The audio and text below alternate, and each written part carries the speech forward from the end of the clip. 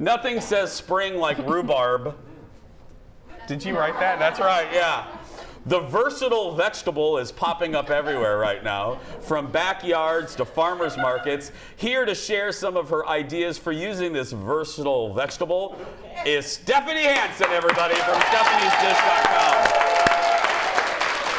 I love a versatile vegetable. Yeah, don't we all? Is it a vegetable or is it a fruit?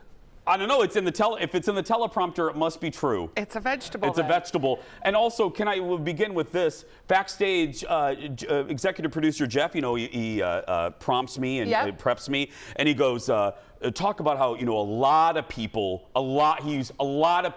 grow their own rhubarb. Is that true? Oh yes. Yes, you're Really? a city kid. Yeah, absolutely. I am a city kid. I have 3 actual rhubarb plants.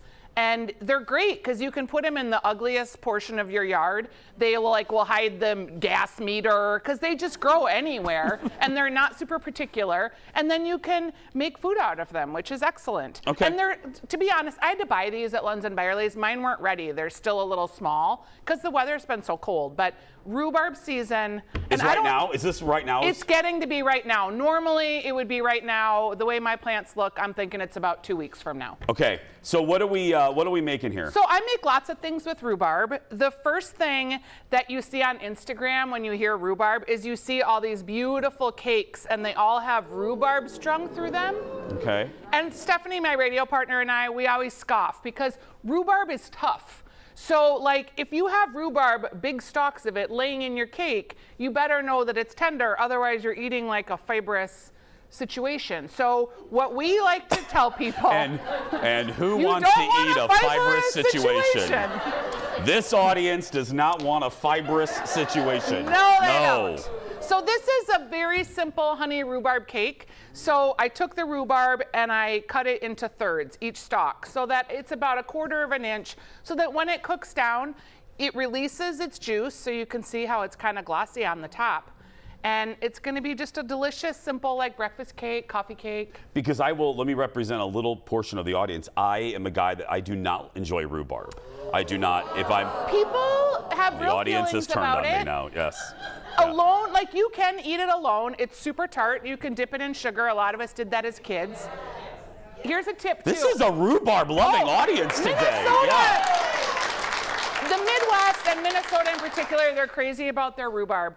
So when you're going to pick your rhubarb from your plant, you pull it from the bottom. You just pull that stalk. You don't need to cut it. You don't need a knife. You just get in there and pull it. And then it has a little little violent there, Hansen. Yeah, well, you gotta be rough. You gotta get it out of there. Now, when you're harvesting your rhubarb, always leave 1/3 of your plant.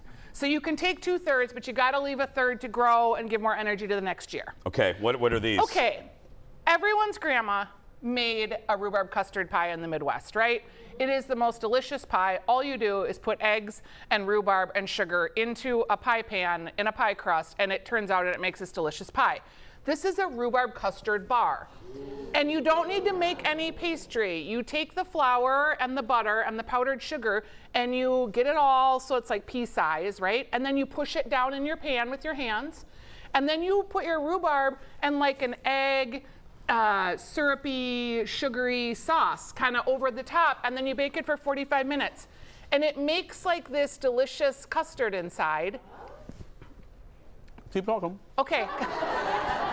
And the crust here is like a shortbread cookie.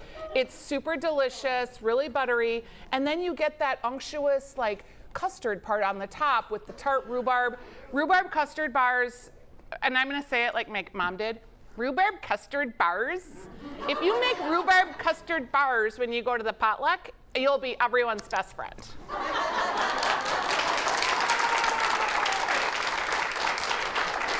And you don't have to like it. I appreciated that you tried it.